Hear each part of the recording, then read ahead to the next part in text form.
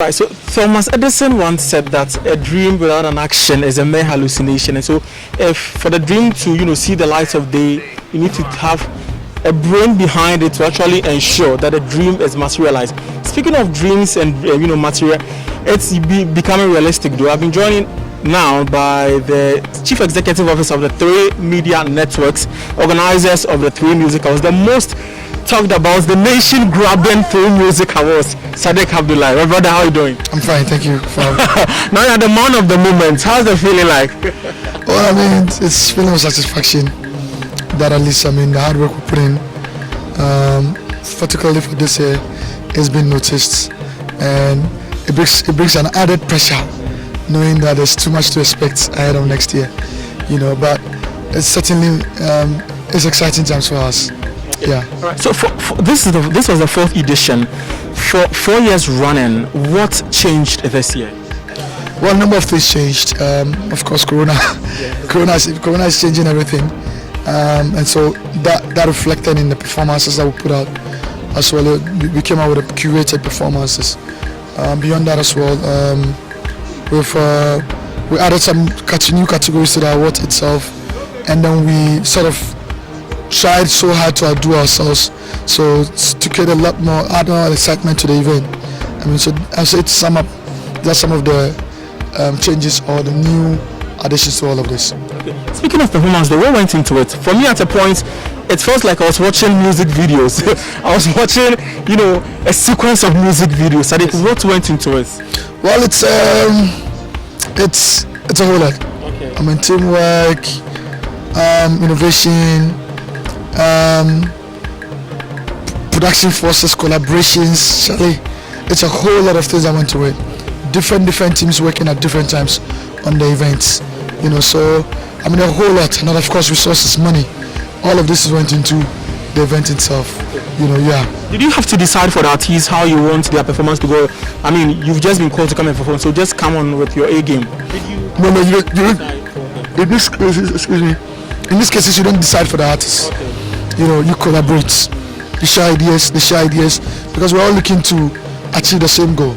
So we share to them the big dream, the big vision, what we want to achieve, and see that which is comfortable with them or not.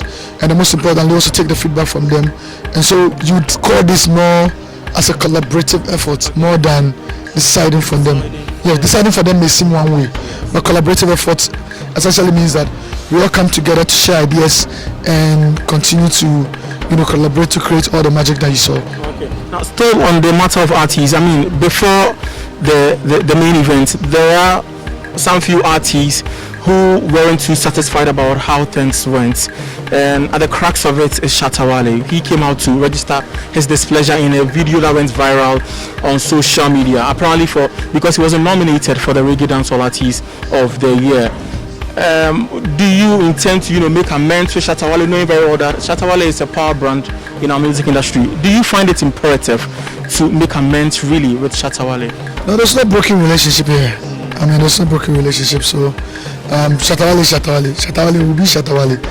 It's almost become like part of Shatawale's brand to rant and protest and rebel. It's more or less like a second nature. So understood, and then obviously. Quite apart from that, it's awards. Okay. There's a competitive element to awards, and so not everybody will be happy. And so, but it doesn't suggest or connote that there's a broken relationship that needs to be mended. Okay. Obviously, when there's a need to, or it becomes necessary, and you feel like having a certain commercial relationship with Shatawale, you will definitely find the reasons to. It doesn't mean anything. His rant doesn't mean. His son doesn't mean that we'll not nominate him anymore or we'll not engage him for anything that we're no. Far from that. So moving forward, you definitely sit at the table with Shatawale moving forward. That's not breaking relationship here. There's no issue. Okay.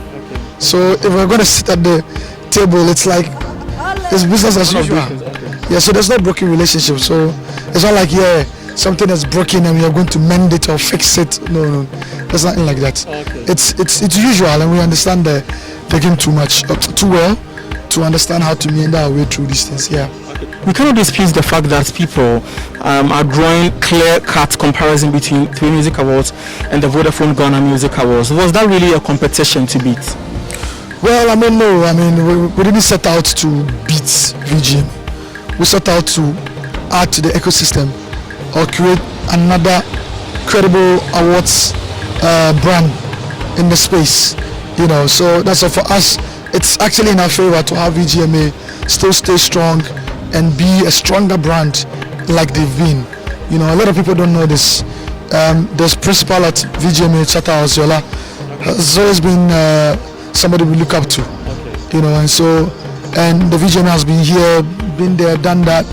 I mean, they've been a reference point when it comes to music awards excellence in the country.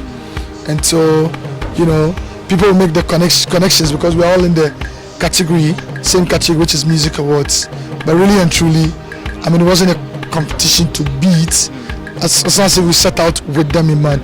We set out with a clear focus to creating another strong music awards or music brand in the space, and that's all we did. Okay. So, what were the most challenging categories to arrive at?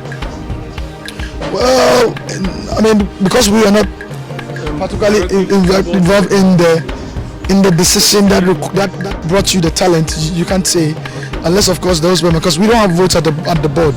We also don't have votes at the academy, you know, so you can't say. But of course, when you look at it from a glance, you will know. You look at a particular category, you know this is a difficult one, you know, and you know, in terms of thinking about, hey Charlie, who could eventually win this one? You hit a blank, like, you know. So really and truly, I mean, it wasn't ours to do. There was a public, and then there was academy and the board, and they took the lead in making these decisions. So you have first become an authority in the creative arts space, and TV Music Awards is just one of the evidence to it. Personally, what big change do you want to, what big narrative do you want to change in Ghana's creative arts industry? Well, I think that we can do better. I think that we can unlock a lot more value with the creative industry. I think that we can change the perceptions in and around the creative industry and ensure that the attention that's paid for it by the states and the relevant organizations, commercial organizations, is quite higher than it is now.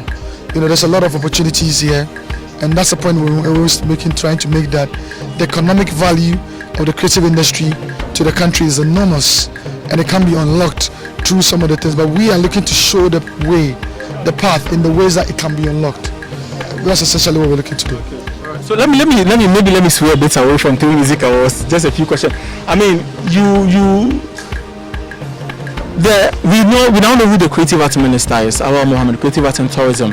And even though you belong to the other side of the party, a lot of people have vouched for you, that having a personality like Sadiq, who knows so much about Ghana's creative arts industry, as a deputy minister for that sector, would definitely be a step in the right direction, or a good decision at one.